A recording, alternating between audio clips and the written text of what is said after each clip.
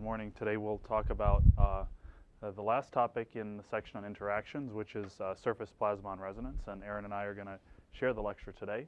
I do have a few announcements. Of course, you know the problem set 2 is due on Monday. I'm going to be out of town on Monday, so I've decided to cancel Monday's lecture, and then we're going to revise the lecture schedule later. I'll post a revised syllabus later this week, and there may be an optional extra session, I'm not sure, but things will just kind of get shifted ahead a bit. There is a possibility that the midterm exam will be one lecture later than planned, but I'm not sure. I'll let you know. So the homework is still due Monday at 10:40 a.m. And for this, we're going to have a box outside of my office, 2278 G.G. Brown, along the main G.G. Brown hallway, the hallway that overlooks the parking lot north of the building.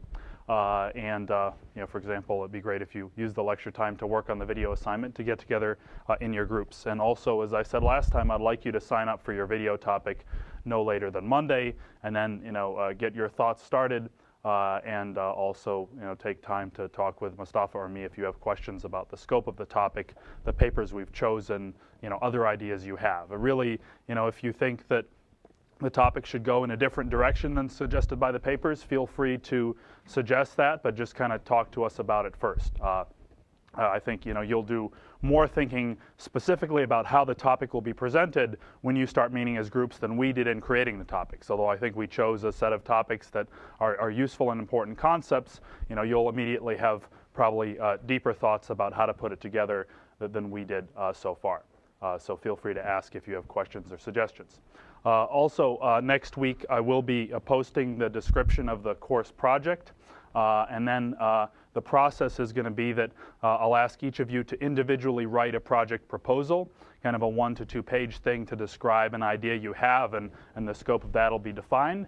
And then after that'll be that's part of the project, a small part of the project, and then after that you'll work in teams for the project. And so, with these things in mind, I think next month is going to be a busy month in terms of assignments, because after the spring break we'll have one more problem set before the exam. The video assignment is due before the exam, and then also we'll have the project proposal. So there are a lot of assignments. But then after March there's just a 4th problem set, and then there's a project, and that's still a big thing, but it's just that one thing as the culmination for the course. But just keep your eyes on things as we are going forward, because after the break there are going to be a few things right after one another. Question?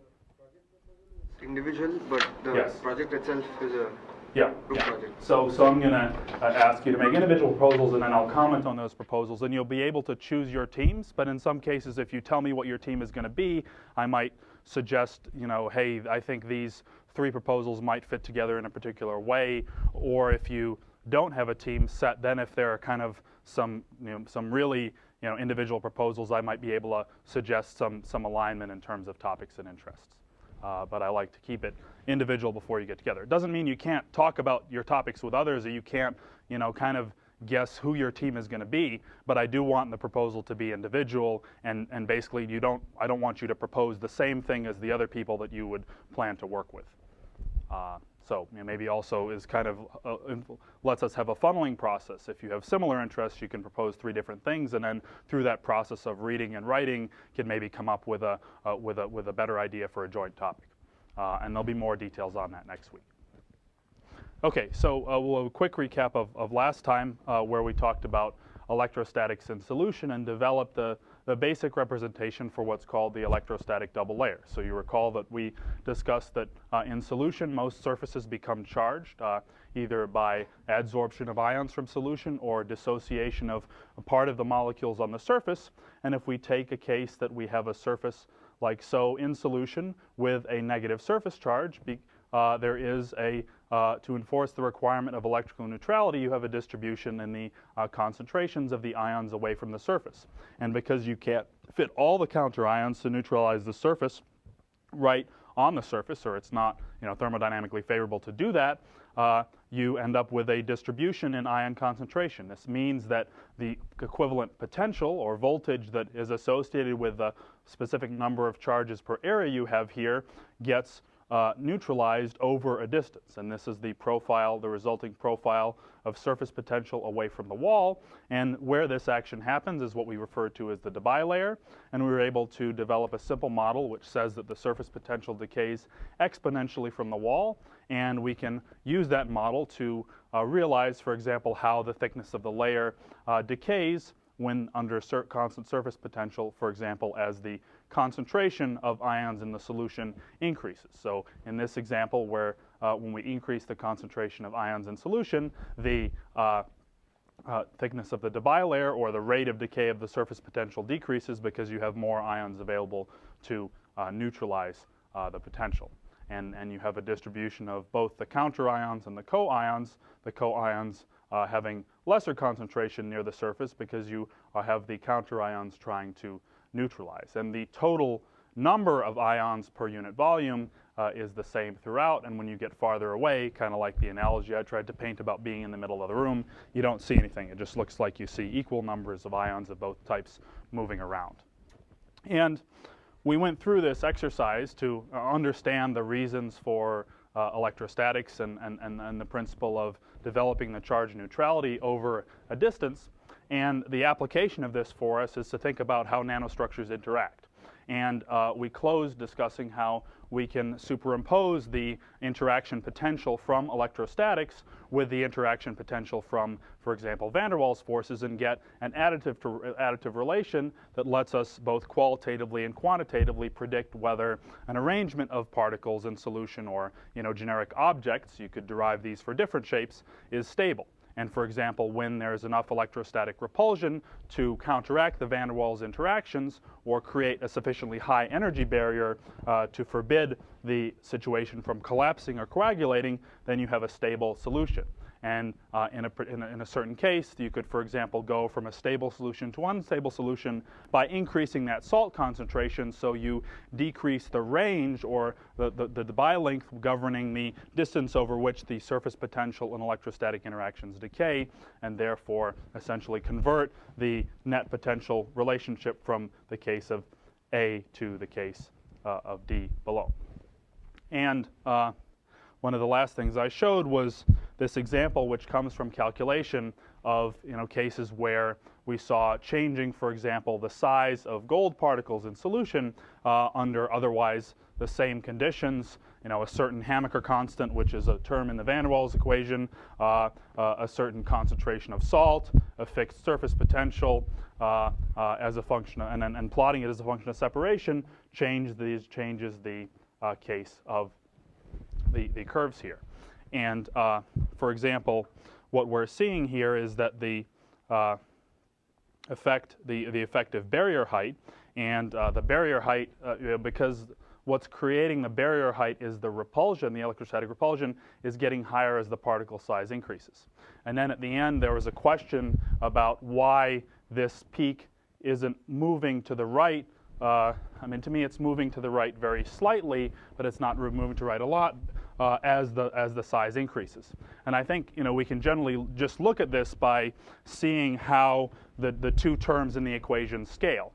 And I'm not sure exactly, I didn't get to check what model they're using here, whether they're saying the particles behave like planes or the particles behave like spheres.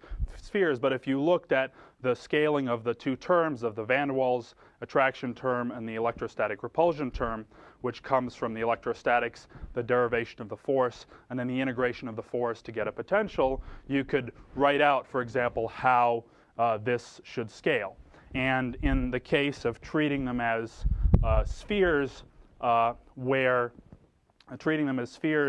according to the approximation where the radius is much larger than the separation, you would derive that the position of this peak doesn't change. But in this case, you can see clearly here that this sphere, the radius being 10 angstroms, is in fact smaller than the separation, so the curvature of the surfaces is very important. But I just wrote down the results for the case of spheres where the separation d is much less than the radius a, and This assumption is in the calculation of the electrostatic repulsion. And in this case, the repulsion due to electrostatic forces ends up being proportional to the radius times the exponential to minus the separation. In fact, it's minus the separation times the Debye thickness kappa, but the Debye layer thickness isn't changing with size, assuming we're in a planar case here. And then for spheres, the van der Waals just scales as r over the separation. So that says that if you, in the cases that we derived in class, if you change the radius, then the position of the maximum isn't going to change because they're both terms. You would be adding them are linear in the radius. But if you looked into the relationships for spheres with high curvature, there was a slide showing those last time, that may not exactly be the case.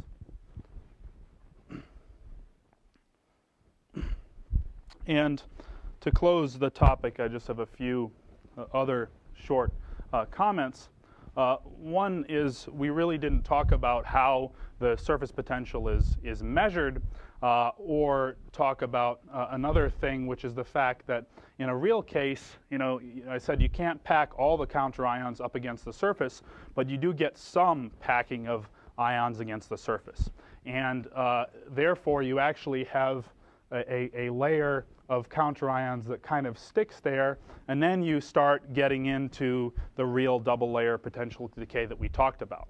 And this layer is called what's called the Stern layer, or the Stern plane, and then you have the diffuse layer where the potential decays smoothly as we derived.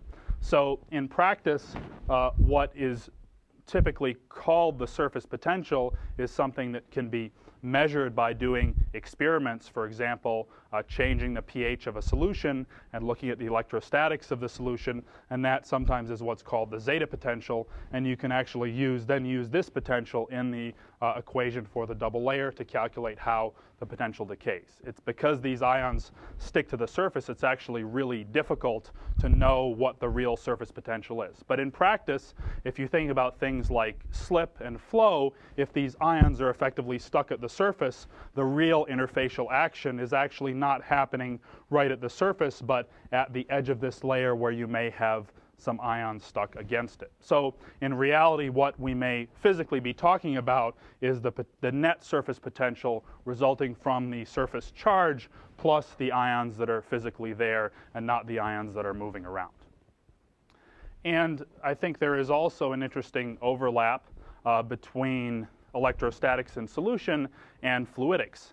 In the case where, in our derivation, we said, well, we have a surface where it's just one surface, and we assume it's infinitely far away from everything, or it's many, many, many Debye layers far away from everything. And then when we talked about forces, we said, well, they have to be sufficiently close, but not, say, within a Debye layer separation to feel an electrostatic force with one another. But some even perhaps more interesting things happen, and there's some opportunity for devices and applications when you consider what happens when you bring two surfaces close enough together such that their Debye layers are interacting. This in principle happens if we have the two particles in solution and they're kind of feeling each other, but we didn't really say, well, what, other than stabilization, other than balancing those forces, what's an application of that? But, for example, if we consider that we might be able to construct a gap between two surfaces where the separation is smaller than the Debye layer thicknesses, then the Debye layers overlap. And you could say, well, maybe I'm going to make an additive approximation here where I'm going to add the potential from one surface and add the potential to the other surface and get a net curve. Well, what turns out is there's a saturation where you have a constant surface potential across the gap. And this is interesting, for example, for measurements of the dielectric properties of fluids. One application of this is doing impedance spectroscopy in small gaps. And another application of it is using ionics or using electrostatic effects in solution to control the flow of fluids. And these pictures are from the last paper that I asked you to read last time, and also it's one of the video topics. And this was work done at Berkeley a few years ago, and what these researchers did is they wanted to make a device analogous to a field effect transistor that uses a semiconductor and applies a voltage to change the charge density in it. They wanted to make an analogous device using fluidics. So what they have here, this diagram isn't really to relative scale, but they have, say, two fluidic reservoirs that contain fluid, and in fact they're microchannels that go here and here, and then they're connected by nanochannels. So they actually make silicon dioxide nanotubes by capturing them in a template. We'll learn about that in a couple weeks right after the break. And they're able to get them between these microchannels. And so flow can come in here and then go this way and come out there. And they have 3 electrodes in the device, just like a transistor. There's one on the left, there's one on the right, and then there's one on top. And by applying a voltage between this top gate electrode and the fluidic environment, they can alter the surface charge of the tube. So it's like a little nanochannel with diameter or with width that is in proximity to the Debye layer thickness at the concentrations they're working at, and they can modulate the conductance or the flow of ions through the channel by changing the surface charge. Basically, if you have surface charge of one charge or another relative to the bias you're applying across the device, you can change how much pressure you might need to flow the ions across, because the ions, the charges on the surface and the ions that absorb on the surface are exerting forces in that environment. And there are a bunch of results in this paper, but one of the basic concepts that they demonstrate is that if you first, for example, consider a static case. If you say if there's a static case where if you have ideally 0 surface potential, which really doesn't happen, then the liquid is going to flow. If it wants to wet the nanotube, it's going to flow in, and you're going to have an equal concentration of positive and negative ions. But if you have a surface potential either positive or negative, then just like in the case of one surface, we're going to have a higher concentration of the opposite ion on it. And they can manipulate the surface potential by changing this gate voltage. So you can see that if the gate voltage is positive, you end up with a positive surface potential, and then you end up with more negative ions in the channel to effectively neutralize that situation. Likewise, if the gate voltage is negative, then you end up with more positive ions in the channel, and that's what happens. And one measurement that can be done with this is at a particular bias voltage. I think this was 5 volts. You can see that they were able to measure the concentration of one of the ions as a function of the gate voltage they applied. And so what they had is their negatively charged ions in solution were a dye, so they were a charged molecule that was fluorescent. And by measuring the fluorescence intensity coming from this channel, which is an effective way to relate concentration, because the brightness of the light is like the concentration, they showed that as you make the gate voltage positive, you draw more negative ions into the channel, or you decrease the flow resistance to the flow of the negative ions, and the intensity increases. And based on the intensity and some calibration experiments they did, they were able to estimate the concentration of the ions in the solution. So this is one interesting example, and there are also other applications that are interest of using, for example, carbon nanotubes as fluidic transistors, or, for example, the effect of charge on flow through carbon nanotubes. One recent work from Livermore Lab is trying to use carbon nanotube membranes for desalination of water, taking advantage of the low flow rate through the nanotube, the high flow rate through the nanotubes, the high slip, to decrease the pressure drop across the membrane. And if they can combine that with this kind of electrostatic selection effect by, say, putting charge groups on the ends of the nanotubes that exclude the salt ions, then it might be possible to make a more efficient or lower energy consuming desalination membrane. Because if you can more flow through a membrane at the same pressure drop, you can decrease the energy consumption needed for that separation. But what turns out is that the concept of the Debye length is very important in that problem, because the practical salt concentrations for what's called brackish water, which is like lightly salty water you might find in a saltwater lake. From there all the way to seawater is so high that the Debye length is very small, in fact less than a nanometer, and that means that something even such as a carbon nanotube is not really a nanofluidic, a device in the nanofluidic transistor regime. So it's in fact difficult, practically difficult, to do this kind of ion sorting from water that has practically relevant salt concentrations, even using channels of the carbon nanotube size. And that's something that is an interesting topic of research, and there are some startup companies working on it that are going on now. Okay, are there any questions about fluidics and electrostatics? All right, we'll move on to today's agenda, where we're going to talk about surface plasmon resonance. So totally different topic, talking about how light interacts with electric fields in small metal particles, and we'll talk about some applications of that in imaging and in sensing and lithography. And well, at the end there, and we'll also talk about using very fast laser pulses to heat metals and some applications of that as well. And there's some reference there to his previous lecture on thermal properties. So the references we have today are two review papers that talk about surface plasmon resonance. The first one is more detail on the optical properties of metal nanoparticles, the introductory example we're building our understanding from. And then the second one is broader, talking about principles and applications of plasmonics and some more applications.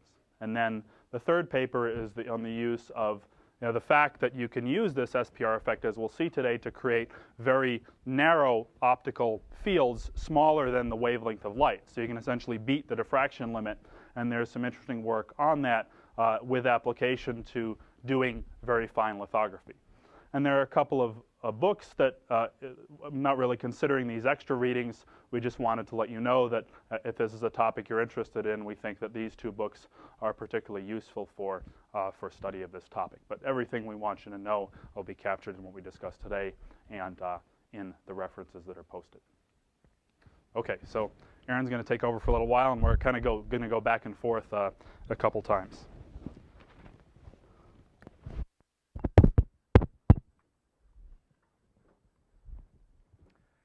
Okay, so like John said, the topic for today is plasmons. And if you've been reading the literature the last 2 years, you'll notice that plasmons are a really hot topic. This is the number of publications using the word surface plasmon in the abstract or the title. And you can see it's kind of like the new carbon nanotube, where the number of mentions just goes up exponentially.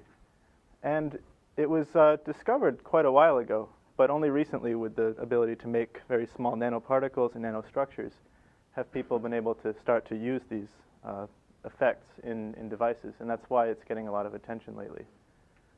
So first question, what is a plasmon? And the word plasmon comes from plasma, which is like a gas of charged particles. And in the context of a plasmon, or a surface plasmon, we're talking about the electrons as the gas of charged particles responding to an electric field. So if you take a small metal particle where the field can penetrate most of the way into the particle, so it has to be maybe 20 nanometers, 30 nanometers, that's kind of the depth that the field will go into the metal, then the electrons will respond to the field and kind of slosh back and forth inside the particle. And depending on how long it takes for the electron to travel from one side of the particle to the other, that might be in resonance with the applied field. And when that happens, you get a resonance. We call it a surface plasmon resonance. And that charge density wave moves back and forth and will cause very strong absorption or scattering at particular frequencies. And it depends a lot on the shape of the particle. You can see from the geometry how long it would take the electron to travel back and forth. Or if there's a unique shape, like a rod or a square, there might be different resonances at different frequencies. And in addition, if particles are close together, there might be coupling. So all these things affect the resonances and make it very sensitive to small changes in the environment. And so the whole field of plasmonics is really exploiting these small changes to detect certain things about either the shape of the particle or what's around it in response to a field.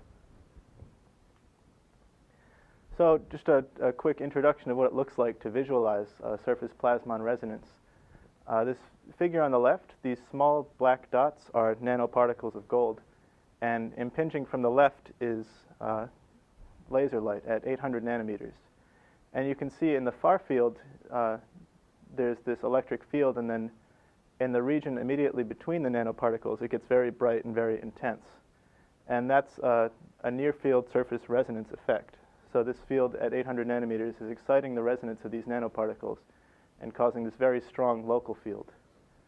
And on the right, here's a very old example of surface plasmons. This is a stained glass window, and this has been around for hundreds of years. What people would do is they would take metal salts, like gold and silver, and mix them with molten glass. And then once they're in the glass, the metal particles would coagulate into small nanoparticles. And when you get the right size and the right mixture, then there'll be resonances at certain colors. So for example, gold will produce bright red glass, or silver will make yellow glass. And depending on the angle that the light hits it, you'll see these fantastic colors. So even though people didn't understand really what was happening, they've been using this effect for a long time. So just really general picture of what is absorption, what is scattering. You can think of these processes for a general particle, where you have a field coming in, as there's an incident field, electric and magnetic field, and when they interact with a particle, the atoms inside the particle and the electrons will oscillate in response to it, and they will in turn re-radiate a field that will combine with the incident field and produce what we call the scattered field. And in addition, there's also some of that energy gets turned into heat or other forms of energy. So we have any energy that's re-radiated we call scattered light, and then energy that's converted is absorbed. And the way people represent this process is something called a cross-section, is a common term. You'll see different scattering cross-sections. So for example, for scattering, we define it as the power that's scattered divided by the intensity of the incoming radiation. And this has units of area. Likewise, you can define a scattering cross-section or absorption cross-section that will define the amount of power that's absorbed versus the incoming intensity.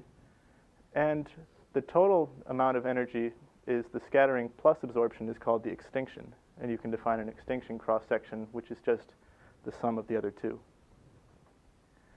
So in general, you have all these processes going on. You have scattering and absorption. And sometimes you're interested in both, sometimes just one. Actually, if we go back for a minute, in this case, depending on if the light is coming straight through the glass and hits your eye, you might only see the effects of absorption. Whereas if the light came in at a glancing angle and scattered into all directions, then you would see certain colors due to scattering. So depending on where you stand, some of the colors might change in this glass window. Okay.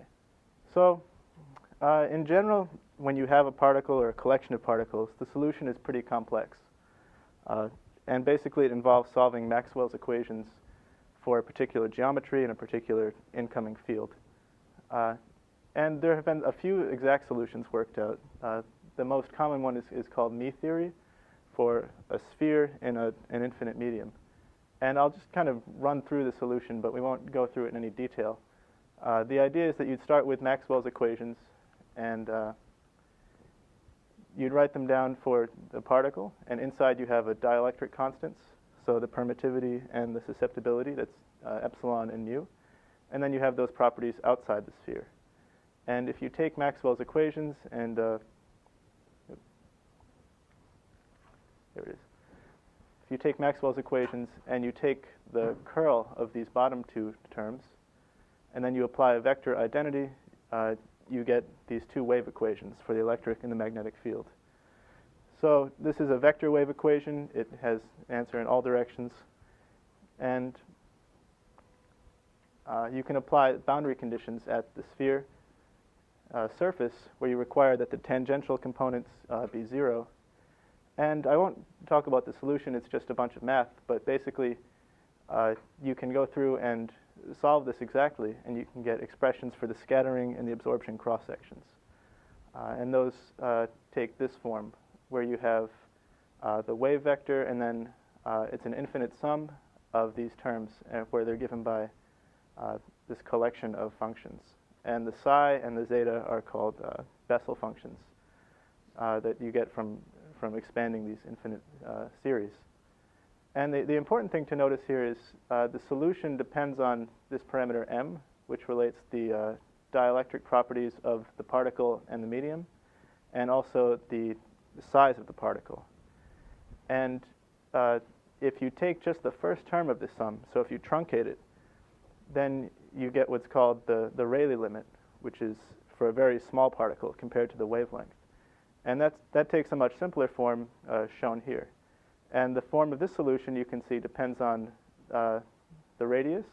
So for absorption or extinction, depends on the radius cubed, and the scattering depends on the radius to the 6th power. And likewise, there's the k is the wave vector, so it depends on the wave vector for absorption and the wave vector to the 4th power for scattering. So as you get much smaller particles, it will scatter with the 4th power. So that's kind of the takeaway point. And then you can see that even for a sphere, it's very complicated. So you can imagine for a rod or an arbitrary shape, it would be even more complicated. But in principle, there's nothing new going on. Yeah? These are for a cross-section of the sphere. Right. Right? And then did they sum across? Or does that make sense to try to take a derivation across the whole, integrate across the whole sphere? This is it's kind of an effective cross-section. So it's what if you were to represent it as a cross-section, this is the number you would get. Does that make sense? Thanks. Okay. Yeah. Let's see. So let me just show you a couple of plots of the solution. This is for absorption, scattering, and extinction for 2 different particles. The one on the left has a radius of 10 nanometers, and the one on the right is 30 nanometers. I think in this case it's gold. And the index of refraction around the gold particle is 1.5. So you can see that there's a strong peak around 550 nanometers. And for the small particle, there's almost no scattering. That's because it's got that strong dependence on size. And the absorption and the extinction then are basically the same. And now if you have a larger particle, in this case 30 nanometers, then the contributions from scattering and absorption are different. And you can see that the total extinction is just the sum of the 2. So if you're measuring just one or the other in a measurement, for example, you would get different answers. And changing the size will change that parameter. Likewise, we can take that same solution and just vary the size of the particle. That's done on the left. So this is the effective cross-section again for absorption.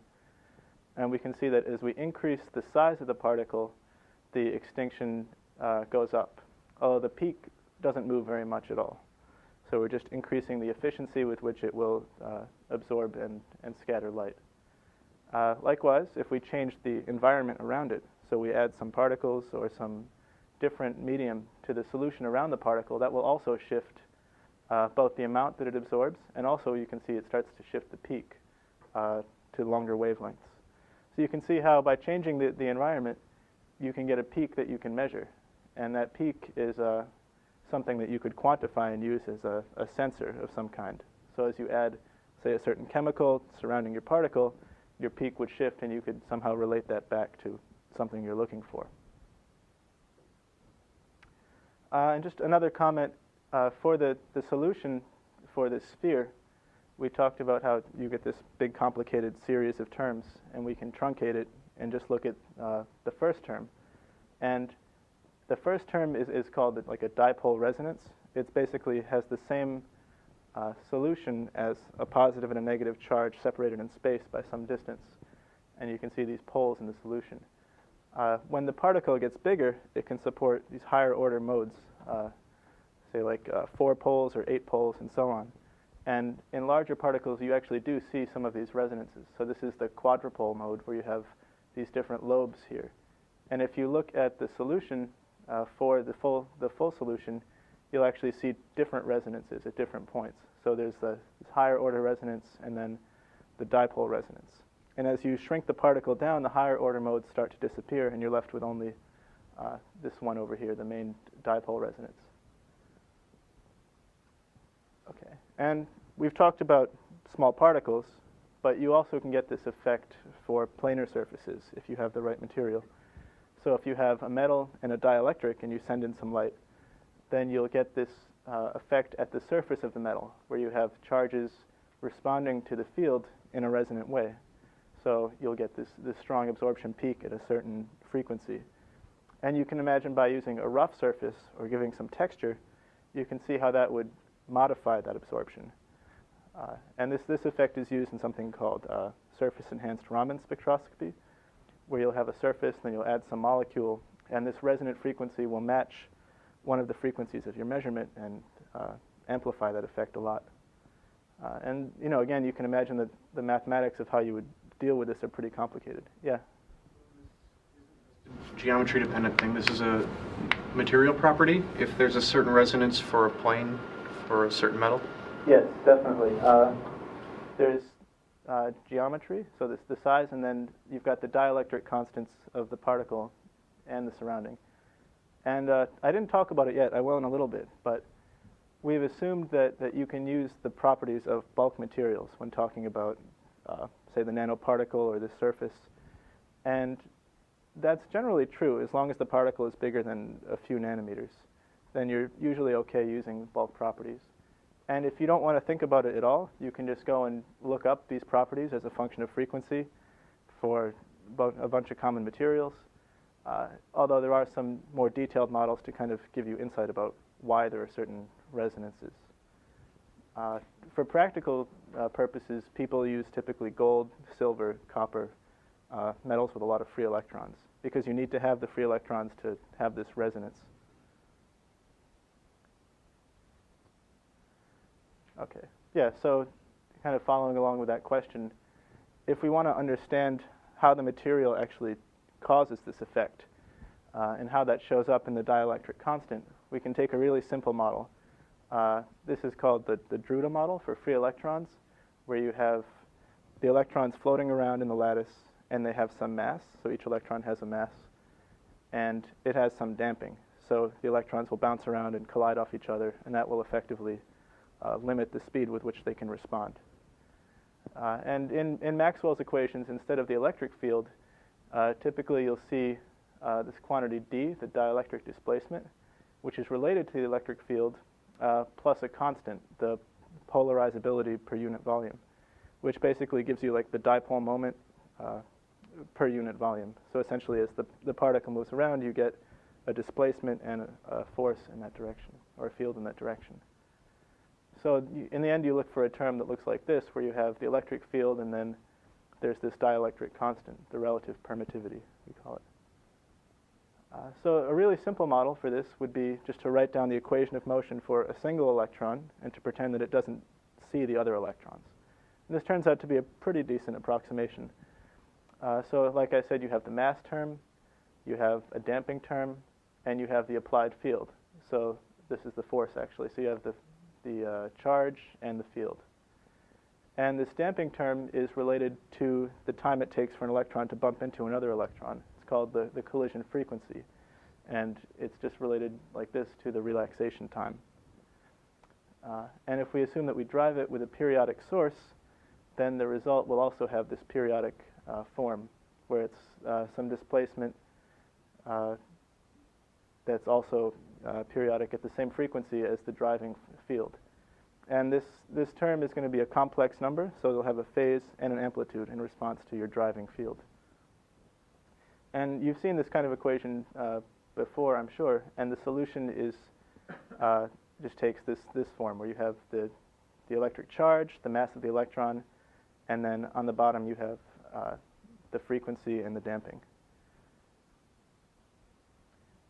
So we can take that solution for x, we put it into the polarizability, and we substitute the whole thing into the dielectric displacement. And the result will look like this. So this collection of terms here is going to give us the permittivity. And the quantity on the top, this omega sub p, is called the plasma frequency. So you'll see this tabulated for different metals. And it's given by this collection of terms: the number of electrons per unit volume, the electron charge squared, and the permittivity of vacuum and the mass of the electron. So that plasma frequency kind of gives a scale for this resonance effect. And we can take that permittivity and we can separate it out into real and imaginary parts, just like this, just mathematically. And you can also take it and relate it to the index of refraction. So sometimes if you look up the optical properties, instead of finding the dielectric properties, you'll find the index of refraction tabulated. And it's easy to convert from one to the other. So if you want to ask how well does this kind of simple model work, you can see that for very low energy oscillations, it works pretty well. So you're driving the electrons with a low frequency, and they basically follow this simple model. And then this is data from gold. You can see that as you begin to approach higher energies, the model breaks down. And the reason is because there's more complicated interactions between the electrons and the lattice around it. So you can imagine as you take the electrons and you displace them, they're not completely free. Even if you have a lot of electrons, if you displace them far enough, you've left behind a lot of positive ion cores that will pull them back. And depending on the band structure and all these other things, it might be pretty complicated. So a very basic model that would start to, I'll come back to that, that would take that into account would be to add some kind of spring term. And this is called the Lorentz model, you'll see, where it looks exactly the same as the previous case, except now we've added this force term with the displacement, just some kind of generalized spring constant. And you can go through the same exercise, just deriving it as the equation of motion, and you find that the answer is similar, except now you have this natural frequency that's given by k over m, or the square root of k over m. And if you look at then what happens for the parts of your dielectric function, you see a strong peak right around this natural frequency. That means you get very strong response and strong absorption at this natural frequency. So this isn't really that important to know the details of this or why this model breaks down and how to derive it. And to get more details, you'd even need some quantum mechanics. But it should give you just a picture of where the material constants come from and how they relate to what's really happening inside the material. And just one more thing, if you want to know kind of what's going on, the plasma frequency is a useful number to keep in mind. So that frequency will relate to the frequency of light that you're putting in, and you can see that if you know the plasma frequency, so for example for a bulk metal or for a planar surface or for a sphere, you can relate the plasma frequency to the resonant frequency in these simple models. So for example, for a bulk metal, it equals the plasma frequency. And then for the sphere, for example, it's related by the square root of 3, and so on. And so you see it even for more complicated geometries, the plasma frequency will show up. So if you look up the plasma frequency, you'll say, okay, at least I know the ballpark area of where the resonant frequencies will be. Okay. So now John's going to talk about some examples of this stuff. Okay, so given this quick understanding of how the optical properties of metal nanoparticles change with size and environment, there are a number of interesting relations to, for example, fabrication of nanostructures and also characterization of properties. And one really important and aspect that is driving this field is that to take advantage of these effects in a controlled way, you not only need to make really small structures, but you need to make really small structures very precisely. And if you can do that, then you can take advantage of this effect as a sensor, and you can also use the very precise structures you make to understand more about how the effect scales with size, because it scales with size, and you can imagine another effect can be the roughness of the surface of your particle or its proximity to another particle, and so on. And so I'll talk about a number of examples that help relate to that and also lead to some additional insights to the process itself. And one process that we'll learn more about later when we talk about self-assembly is, for example, a means of using an array of spheres as a mask for essentially a lithography process. And this process shown here is what's called nanosphere lithography. And here you basically, by evaporation of a solution containing microspheres, so typically polystyrene spheres that are made by a chemical process, you can arrange layers of spheres that are hexagonally packed, so kind of like a layer of oranges on the table. We'll learn about the mechanism of this assembly later, but what this process does is it uses this array of microspheres as a mask for deposition of metal. And say if it's possible to purchase these microspheres in a bottle dispersed in water, they have charges on their surface, so they're stable. So the spheres are, say, a micron in diameter. And because the spheres are a micron, the spaces between the spheres where you can basically see down to the substrate are a lot smaller. So you can then assemble this layer, deposit metal, say by evaporation or sputtering, and then lift off the spheres, and you're left with an array of nanoparticles, or you could say small islands of metal film that are in the sub-micron size range. In this case, maybe it's about 125 nanometers here, so it's about 1/10 the diameter of the sphere. And there are a few things that are interesting about these structures. One, of course, they're in a size range where these plasmon resonances become important. Second, they don't have this ideal spherical shape. So we'll be able to gain insights from the theory Aaron discussed, but we'll also see that the shape is important.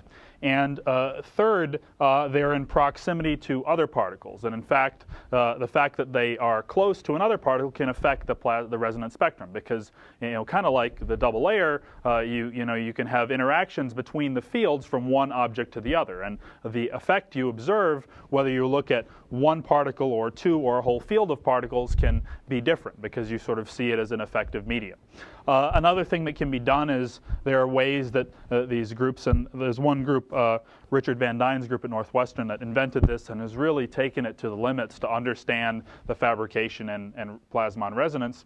They can deposit another layer of spheres on top, and then before they do the metal deposition, and then they end up with smaller dots that are smaller and more separated. And so, for example, by tuning the nanosphere lithography process by using spheres with different diameters, so that's the big D here, and also by changing the thickness of the metal that they deposit just based on the thin-film deposition system, and also by doing this single-layer lithography or double-layer lithography, basically getting spherical particles or triangular particles. They're not perfect spheres or triangles. They then experimentally observe that they can tune the position of the primary SPR peak. And they, for example, have characterized the topography of the substrate like basically around where each sphere was, where it would be, contacting another sphere like here and here. In between those two contact points, there's a particle. And you can see for these different conditions, the size of the particle varies, and also the shape of the particle varies when you go from the single layer process to the double layer process. And right here, the lines represent where they took an AFM tip, an atomic force microscope, to scan the profile. And this is the technique they use to measure the height of the particle and the spacing of the particles. But you can see that what they did here is they tried a whole bunch of different conditions based on their expertise in this lithography process. And this paper talks about the scaling and talks about their ability to tune it over a wide range. But this is really kind of mastery of this technique. But even with their mastery, the limitations of using an AFM, for example, to scan over these particles, because of the effect of the tip shape on the image and the relation, like the fact that if the tip has a certain angle, it's hard to measure the exact edge profile of the particle, means that these estimates of very small gaps between particles are only an approximation. So it really is hard to get an idea of the real true shape of the particle at a fine level, but certainly this ability to tune is there. And you would see experimentally that the position of the peak would depend on the height of the particles, the width of the particles, and the spacing of the particles. Another thing that can be shown is that you get interesting effects and effectively field concentrations whether you have sharp particles or rounded particles. And it just relates to how the electric fields are moving inside the material and the fact that you get very high field concentrations at points. And so this is just a result of a computation from the same group where they used a model of a single particle that was triangular and effectively looked at if it's triangular or if they snip off the corners. And you can see that another means of tuning this spectrum is by changing the shape of the particle in this way. And they called that, this is in the case silver, and called that a nanoprism. Now, both in terms of the theory and in terms of experiment, this behavior will also depend on the environment. And effectively here, you're changing the dielectric constant of the material that's around your particle. So in the way Aaron described that these effects interact with the medium within a certain dimension, on a dimension that's, say, tens of nanometers, if you change what's around your surface plasmon resonant object, then you can get a shift in the effective spectrum of that object.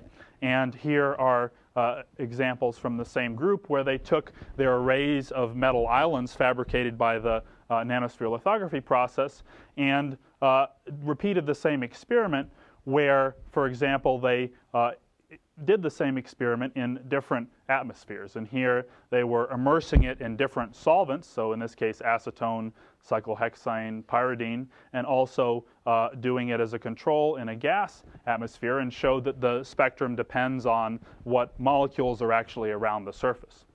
And then another way that they were, say, able to more controllably study this effect of the thickness and the properties of the medium around the metal is by depositing a thin layer of silicon oxide on the surface of the particles. And here they can actually correlate the shift in the peak relative to its native position with the thickness of this oxide layer, going from 0 to 100 nanometers. And in fact showed they got a pretty significant shift as they added a dielectric to the surface. And I think this, for example, is just showing the different peaks that are obtained with different thicknesses of oxide on the surface. So we really don't need to do the math to understand exactly how this scales, but certainly the effect of the environment is important in governing the optical properties of this system. So you can consider the metal particle to be kind of like people call it a beacon, or a very sensitive sensor for what is around it and what it's on its surface, in addition to its shape. And another thing of interest, as we saw in the case of the nanosphere lithography process, is that the position of the peak or the spectrum is also very sensitive to the spacing between objects, because the fields that are created in one particle can interact with the fields that are created with another particle. So, it's challenging or pushing the limits of fabrication to make, say, one of these metal structures with precision of, say, a few nanometers. And we'll learn, get more numerical bounds for size control later on. But, you could say it's challenging to control and know the size of this island with nanometer precision. It's even more challenging, say, to control and know the size of the size of a gap between one island and another island. But it's interesting, for example, to study how this spectrum might depend on the spacing between a pair of particles. So what these researchers did is they used the nanosphere lithography process to create just one single pair of particles, or one single pair of triangular islands. And if you assemble spheres but you use a very low concentration, they won't form a uniform layer. They'll kind of form little islands. And what they did is they did it in that way, and they just looked for a place where they had only 4 spheres, and therefore they were able to create only one pair. And so you can see here, this is an AFM image of 2 gold islands on a surface, and these are kind of like the shadows of the spheres that were there. And then they took this substrate, which, it's a lot smaller than this, but ideally it's shown, and probably not this clean, to be 2 little triangles of gold up there under an AFM tip, and they had an apparatus using optics where they were able to make a very, very sensitive measurement of the spectrum, of the optical spectrum. And they were also able to take images at the same time. And believe it or not, what they did is they made this pair of particles, and then they used the AFM tip to take images, and they also used the AFM tip to push one of them around. So, it's probably tricky, and I don't know how many experiments they did and how many times, the particles stuck to the tip, but they were basically able to do it in one case, and they tried to build a map of how the spectrum changes as the spacing changes. And they compared, for example, the spectrum of one particle, which they made from just 3 spheres together, to the spectra of 2 particles, where you have, say, a spacing of 85 nanometers, just measured by the AFM image, 45, and then 5, 0, and then they actually were able to get a case where they think they're overlapping and they're touching, and you can see a big difference in the spectrum in that case. And I think here they're using the spectrum for an isolated particle as a reference, and you can see that in relation to the general effects we've talked about, the effects of dipole or quadrupole resonances and shape and spacing, the spectrum is very different based on how much space there is between these 2 particles. And then the intensity of the spectrum drops down quite a lot when the particles touch, indicating that this gap, this very small gap between 2 very sharp features, is a zone of very strong enhancement. And I just think it's an interesting, way that really is kind of pushing the limits of the particle fabrication and the ability to change their separation. But it shows that if you could, for example, change this distance in a very repeatable and controllable way, you might be able to make a very effective and useful device that could study what's going on in this gap and maybe optimize the enhancement you could get by, putting something else of interest in there. And the paper also did some computations, just basically starting with Maxwell's equations and doing a more involved calculation of the scattered intensity as a function of wavelength. And I think they did a couple of calculations, one where they assumed they had particles with straight walls, and another case where they had particles with tilted walls. And you can see here both the theoretically predicted effect of the shape and of the spacing. And as the spacing changes, they're calling it the antenna gap, saying this kind of acts like a little antenna or a beacon. The position of the resonance peak shifts. And in their theoretical case where they had these kind of trapezoidal particles, they saw the emergence of 2 peaks, which is a result of the different shape and the resonance that is supported in that shape. I don't think, if you look back at their experiments, they saw as much of a shift as they predict theoretically, but the shift itself was certainly there. And they don't know exactly, because of the limits of the AFM technique to measure the shapes. They don't know exactly what the shape of their particles is, but it shows that the same types of things they have experimentally would be predicted as general trends based on the theory. And it turns out there's also another study that tries to attack this problem in a bit of a different way, using electron beam lithography, which is able to basically pattern pairs of particles by modifying a polymer and then depositing the film in there. This group was able to create pairs of, you could say, metal discs with different separations. And here, instead of having one pair of particles and changing the separation, they analyzed the spectrum of different pairs of particles, each with different separations. And they were able to see that they get the same kind of effect, that there is a shift to the red, to the lower wavelength, as the particle size, or as a shift to the higher wavelength, as the gap between the particles gets smaller. And you can also look and calculate, for example, the shift as the gap gets smaller, and it agrees very well in comparison to their computation of what this behavior should be.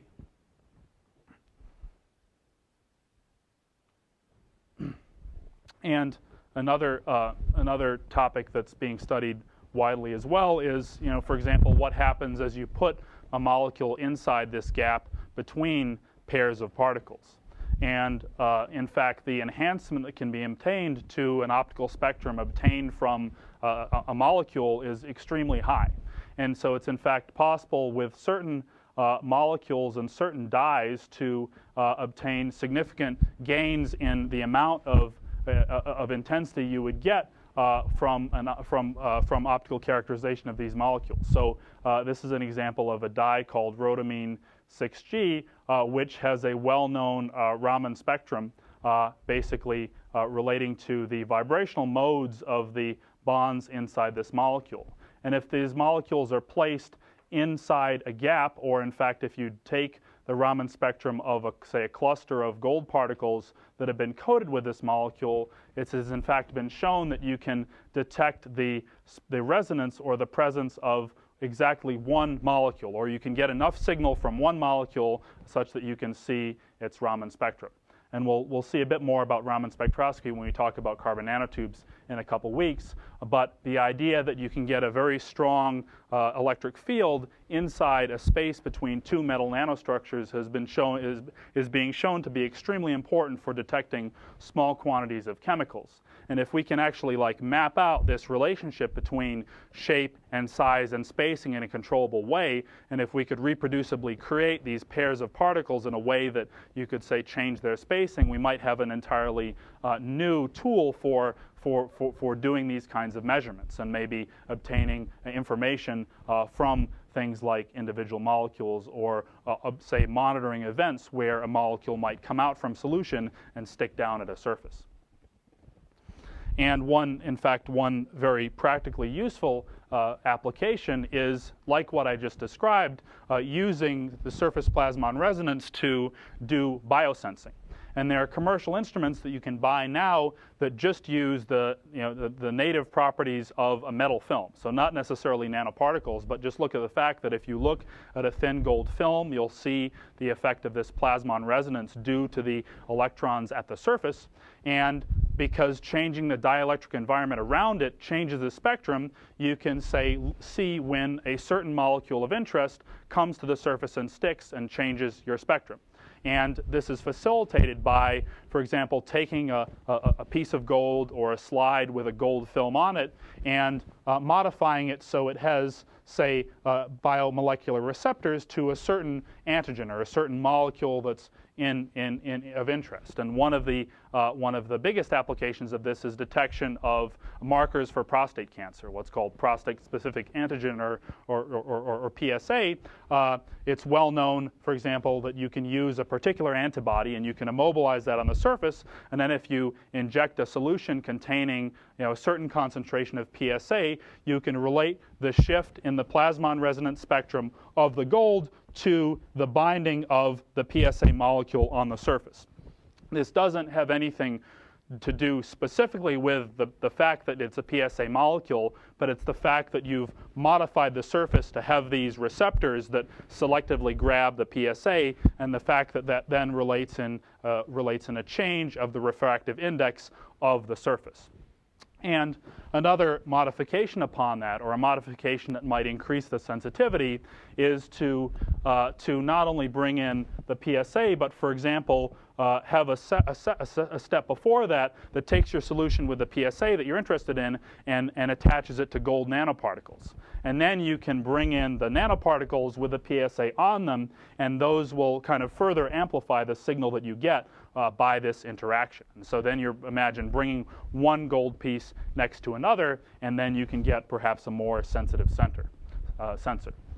And what is done practically is you might, for example, have a substrate with a thin metal film on it, and you can use a beam of light and bring that upon the back of your thin metal film. And then by getting this binding reaction to happen, you'll see a shift in the surface plasmon resonance spectrum of the film. And I think what's done, I don't know if this is correct, but you can use a prism, for example, and because a prism essentially spreads light out, you can turn a change in the spectrum into a change in the angle of light that's reflected upon a detector. So you can use a very simple detection scheme. You can just look at a change in angle on a detector and relate that qualitatively to a concentration or the amount of shift that's happening. And if you have say only a few molecules, then you might get less of a shift than if you have a lot of molecules that modify the dielectric constant a whole bunch. And that, effectively, how much of a shift you can measure determines the detection limit of your technique. And here is a plot of the results, and this is the change in the angle of light coming off the sensor as a function of the concentration of PSA in the solution. And they were able to show, really nicely that they can detect this change over a concentration that's from 300 femtomoles to 3 nanomoles. So this is a pretty wide range detection scheme. And there's, for example, a lot of literature that talks about the use of these techniques to detect biomolecules. And in fact, here they're comparing. This paper is solely on use of different sensors to detect prostate-specific antigen. And you can see, you're welcome to look at this as a reference. For example, how the sensitivities of different detection schemes compare. And you can see, for example, typical SPR instruments, commercial chips that use this kind of what's called a sandwich assay. So it has something resonant, and you attach this PSA to that, and you bring that in proximity to the surface, can detect concentrations on the sort of nanogram or per milliliter format, which is getting to be competitive with other techniques that have been used for a while as well. And for things like biosensing, other things of concern are, for example, how much sample volume you would need and how much time you need to do the instrument. Basically, how much time you need to collect a signal to get enough information.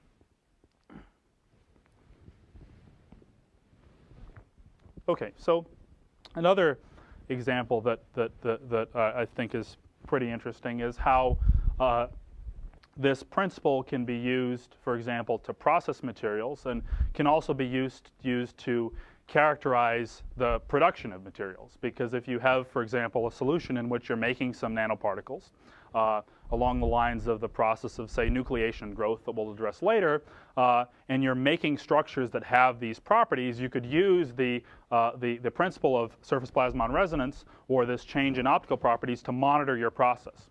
And so these are pictures from a paper from Chad Merkin's group at Northwestern about 10 years ago, and they worked on a synthesis of nanoparticles in solution, and they were looking at how to make silver nanoparticles in solution by taking a salt dispersed in a liquid and learning how to change the conditions, the temperature, and so on to produce particles of certain size. And this all happened completely by accident, unexpectedly, because they basically left their solution, which they hadn't done their process on yet, out in the lab in the fluorescent light over the weekend. And they observed that when they came back on Monday, this is a true story, it was a different color. And then they're like, well, what's going on? Because typically when we make our structures, we don't see a different color happening. And what it turned out is that the interaction between the fluorescent light and the silver ions and small clusters in solution caused growth of these triangular-shaped prisms. And as the prisms grew, you observed this size dependence effect of the spectrum, and you saw peaks appear and disappear and the peak position change. And they were able to then go back and do the research and study, for example, under what wavelengths of light this happened. They took fluorescent bulbs and they put a filter on it at 700 nanometers, and they saw that the wavelength of light between 300 and 700 nanometers was actually what was at work here. And they were able to relate the spectral evolution to the shapes of the particles versus time. And it's not completely clear what's going on here, but certain energies and certain wavelengths of light are effectively reducing the silver, or causing a light-mediated reduction reaction in solution, which my interpretation is in combination with the fact that you have a higher concentration at the tips of these particles causes them to grow into these triangular prisms. And they found that when they had effectively exhausted all the silver from the solution, all the source material, then the size increase of the structure stopped. And so it was a pretty slow process. It took a few days. Like, as you can see, it kind of happened over a weekend, about 50 hours or so. But they can and then produce these structures. And they also published some follow-up work when they were studying this process in further detail, that if they continued the process, and I think if what they did is if they changed the wavelength of light, they were also able to mediate the assembly of their initial prisms into these larger structures. And you can see that having different prisms in proximity allowed them to assemble into these kind of platelets where you had 4 triangles together. And that was also well observed in an evolution in this spectrum from the initial peak where you had isolated triangles to the assembly into these larger triangles where now you can draw an analogy between the dipole effect and the quadrupole effect, where you're having different modes supported in the structure. And this is also mediated by exposing the material to light. And this is and it ends up where you have a bimodal size distribution where you have pieces that have 4 triangles and pieces that just have 1 triangle. And you can see that there is a distribution, but they have these 2 sizes in the solution in the end. And this is a TEM image just showing the individual prisms that they made, and also ways that, if the solution isn't stable or there are interactions between the faces, the ways they might stack up. Okay, I think there's one last example, and then Aaron has a few closing slides. And this is the emerging area of using these large field enhancements for possible means of lithography. And as you know, in typical photolithography, you have a mask or you have a plate that has some openings in it or transparent areas in it, and you use, for example, ultraviolet light to expose a photosensitive polymer and to then create a pattern. And the idea advanced by this recent paper is that because we can get very strong local fields and basically focus light beneath its wavelength using this plasmonic effect, we could possibly use a substrate of nanostructures, say nanoparticles or a metal film with holes, to create very strong and small fields of light that could be used to do lithography. And so what this paper did is they took ultraviolet light and created what they're calling here as a flying head, but basically it's a hard drive mechanism with a rotating substrate with a small piece of material that has metallic rings and therefore focuses the plasmons to expose a photosensitive material and create a pattern. And you can see here it was spinning on a substrate, and they had the light coming from a laser that was being switched at high frequency so they could pulse it on and off, and by spinning the substrate and moving the head, they could create patterns. And their ability to create very fine patterns is solely based on the ability to focus light into very, very small spots.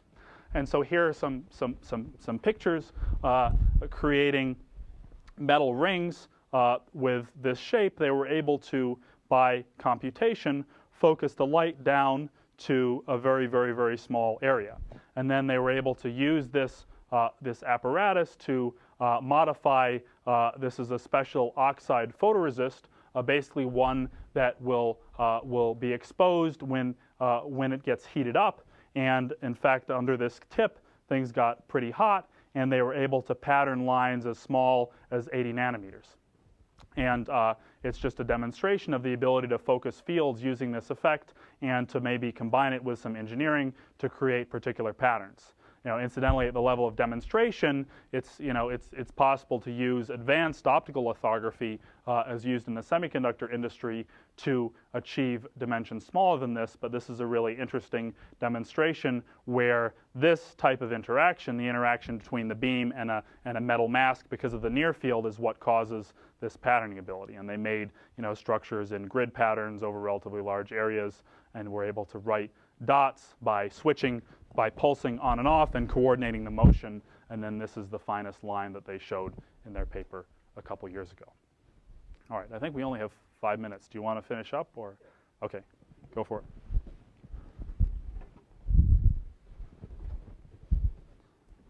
So just one more example, and this kind of relates to some of the stuff we talked about earlier with thermal transport and also some of the surface plasmon stuff. So the example I'm going to use is cooking tumors using gold nanoparticles and exciting them with an ultra-fast laser pulse. So ultra-fast usually means, say, less than a picosecond. And Because it's happening so fast, like we talked about before, you can't treat the material as a continuum. You have to consider the energy carriers separately. So you have the light come in, and then initially, the light interacts with the electrons. And this is the part where you would get the surface plasmon resonance effect. And that would happen basically on the time scale of the light pulse, so maybe 100 or 200 femtoseconds. Then the electrons interact with themselves, and then gradually they interact with the lattice and heat it up, and then that heat gets distributed to the surrounding medium. So really quickly, what people want to do is use gold nanorods and attach some kind of binding mechanism and then have them stick to a cell, for example, a cancer cell. And then you could send in this light that would go through your body tissue but be absorbed by the nanoparticle, and they would heat up and selectively destroy the cancer cell. And people like nanorods because as you change the aspect ratio when you fabricate them, you can effectively tune the resonance over a wide range. So for example, you'll have two different modes, a longitudinal one along the rod and then a transverse mode. And you can see that for a given rod you'll have these two very distinct peaks, and the strong one is the one we're usually interested in, is the longitudinal mode. So you have the electrons sloshing around along the length of the rod. And in this example I'm going to talk about, we have the rod and then we put some kind of surfactant molecule on the surface. So in this case we have this molecule called CTAB that has a hydrophilic head and a hydrophobic tail. And in solution they arrange themselves in these kind of bilayer structures. So the tails kind of line up and the heads point out, and they'll either form these structures by themselves, or if you put a particle in, they'll form one around the surface. The same thing that, say, cell membranes are made of, and that kind of thing. And what we want to do is see the effect of this membrane on the particle, both in terms of how does it affect the surface plasmon resonance, and how does it affect the way that heat gets transferred to the surroundings. So when we shine the laser light on, we see this kind of complicated dynamic effect, where initially you have the electrons responding to the light within the first picosecond, and then this oscillation. And that's due to the whole particle kind of getting hot and then rapidly expanding, and it shakes. And from this you can figure out the elastic properties of the particle and the size. And then after that, there's this kind of long thermal diffusion as the heat gets from the gold out into the particle, and then from there out into the surroundings where it would affect the cell. And just really quickly, we can see this behavior as we start to increase the concentration of this surfactant molecule in solution. So we go from having no particles in solution, and you get this one kind of curve, so there's excitement and decay.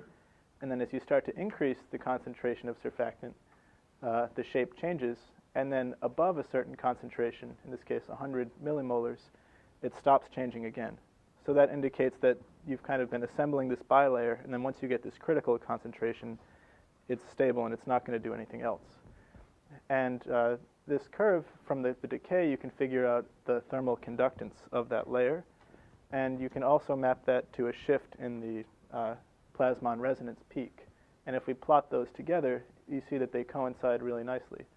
So the blue is the interface conductance. So it's very high initially when there's no molecule on the outside. And then as you form this bilayer, it interferes with the heat flow. And you see that the interface conductance drops down. And then here's where the bilayer forms. And then it's basically constant as you increase the concentration. And this corresponds in the red curve with the shift in the absorption peak from around 760 nanometers up to 770. So that's, again, because you're changing the local dielectric constant around it. So this just shows how, both using resonance and also the thermal part, you can really see what's going on at the molecular scale. So how the molecules are interacting and when a certain chemical change is taking place. So that's it. Any questions?